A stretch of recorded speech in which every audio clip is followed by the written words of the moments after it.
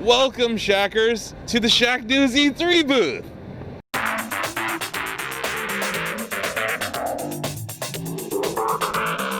I'm Ted Timmins, and I'm the PC design lead for Sea of Thieves. What is the core loop of Sea of Thieves? First of all, I love how much you're smiling talking about going on a treasure hunt. It's infectious. When you go on an adventure with your friends, with your crew, sailing towards the horizon, not knowing what you're going to encounter, it's that kind of pirate adventure that you've always wanted. Whilst we give you the voyage that you go on, and you get maps that will take you to whichever island, the randomness of the game. Who you encounter on the seas, the other ship on the horizon, which will be full of real players in our shared world, is just ripe for adventure. Ryan Stevenson, our art director, had this vision for a game where everything feels a bit used. You know, like when you look at the wood on the ship. I'm looking over your shoulder right there. It's a grimy world, but it's animated. Yes, it's not ultra realistic. Yeah, and then when you go to the island, they're lush and tropical, but then you go to the wilds, which are like dark and dingy. So the game is, whilst it has a consistent tone, it's full of differing environments. You know, the time of day will change, and then you have to turn your lanterns on to light the way. And we have an incredible rendering and technical art team who have, of course, created the water, where when you look at the water, that's part of the feel of it, and then combined with the audio of the water lapping up against the ship, it gives you that feeling that you're actually there, you're actually exploring. This is Rare's take on a pirate game. This is the four of you on your ship, this big ship with a crow's nest, with cannons, with a lower deck, with all the things that you expect to encounter on the ship. And I think a part of that fun has come from adding features like firing yourself out of a cannon. You know, why did pirates not really do that? It's a super fast way to get to an island, and we're innovating better than original pirates would have done way back when. So it's our take with that quintessential British humour. Welcome back to the Shacknews E3 2017 booth here in West Hall, in the shadow of Nintendo's booth. I'm here with Clint Bundrick from Microsoft to talk about the game that we've been waiting for, Shackers, for quite some time. Yes. Crackdown 3. So what we're showing at E3 is campaign for the first time ever. Our campaign experience is playable online and 4-player co-op or offline single player. We've talked a lot about destruction in the past, and I know there were some questions about where's the destruction. Destruction is absolutely part of Crackdown 3. That's our competitive multiplayer experience. We're going to be learning a lot more about that in the future, but for us, in campaign, you save the city, and competitive multiplayer, you wreck it. Competitive multiplayer based on wrecking things? That sounds just delightful.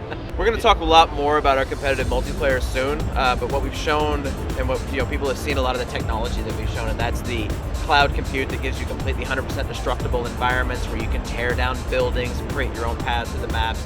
That's our competitive multiplayer experience, and here at E3 we're showing off campaign for the first time. So it's 4-player co-op. 4-player co-op. Can we like juggle cars to each other and stuff? Of course you can. That sounds delightful. I played the game. I didn't see an agency tower. I was like, where's the agency tower? So where's the agency tower? In terms of the agency tower, while there's no agency presence, what you have now is the Kingpin tower. So the entire game is about getting to the Kingpin, killing the Kingpin, dismantling Terra Nova. And it's a Crackdown game. The entire city is open from the beginning. You can go after the Kingpin right from the start. You're going to be under-leveled. It's going to be really hard. You might not even be able to jump up to him. Yep, exactly. But players will figure it out, especially in co-op. That's always part of it. And people will figure it out. So it's completely open-ended. And that Kingpin tower is twice as tall as the agency tower in the original. So it is So it's massive. already a huge building. And so this is going to be massive. We've been in online tests now for over 18 months. And as part of that online test, we've been doing a lot of work in the RPG and the progression systems and getting the balance of the game just right to be able to then transition into never having to reset our progression again. And so for us, we got to a place where we're like, okay, we're confident in the RPG, we're ready to go. Now we want more feedback from more players to help us get into the next stage of development and ready the game for free to play in 2018. And so we said, hey, let's go ahead and open it up to paid early access on July 25th. If people want to come in, give us a lot of feedback, are passionate about the game, the players that we have in the game have been going like, we want our friends in, we want our friends in, we wanted some way to get them into the game, and now we're gonna do that. This game actually started out as a pitch for another publisher. They said that they wanted something like Child of Light, and we all played it. And we're like, okay, what is this game? It's a platformer RPG. Okay, what's another platformer RPG? Valkyrie Profile. That's one of our favorite games, and it has a fighting games like battle system. We started playing around with these ideas and the mechanics that come with that, a platformer that turns into an RPG, namely like the characters popping out of a side scroller, as they do in our game. And as a result, started getting into all these kind of mythologies, and it ended up being kind of skewing Southeast Asian, Buddhist, Hindu kind of stuff, because it kind of all tied together thematically. Kind of kept expanding from there. Indivisible is kind of a Metroidvania combined with a Japanese RPG. The way the fighting mechanics work is you can imagine your party is basically a single fighting game character who's customizable. Each character in your party, up to 4, is assigned to one of the face buttons, and just tapping that button makes them attack. So it becomes about configuring your team to maximize combo damage. Lawbreakers is hitting the speaker over. Hey Shackers, we are live at E3 2017 with Cliff Bleszinski, the creator of Jazz Jackrabbit. Shacknews is still around?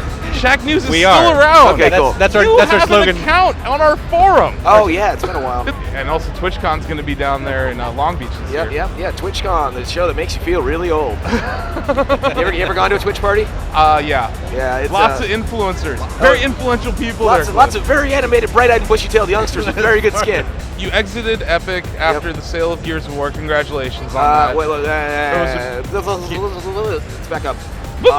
So you were still kind of just chilling at the pool when you invested in Oculus. And you Was don't that seem your like the first- type of person who can like stay still for too long. You wanna put your talents to use. Well, part of it's my ego, honestly. It's like it kind of makes So me introspective.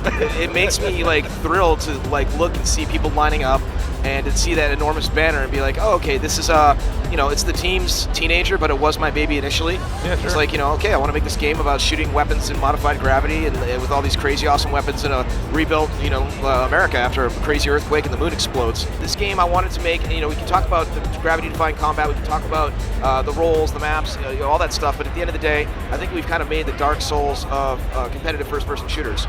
We're here. It's 2017 in the shadows of the Nintendo E3 booth. Wood paneling, the Chatty Crest, the Shack Crest, our lovely couches that we're going to be live streaming from all week. As you pan over here, you'll notice that the television is over the fireplace. Just to the right, you'll notice that Steve Gibson and his mom, Sugar Mom, are featured.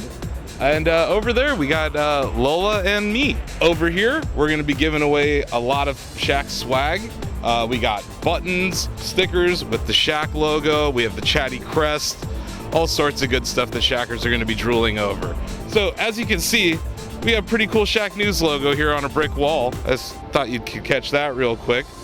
Kind of frames out our corner. So enjoy your E3. Be sure to tune in on twitch.tv/Shacknews. Go to shacknews.com. Leave a comment in the chatty and have a great E3.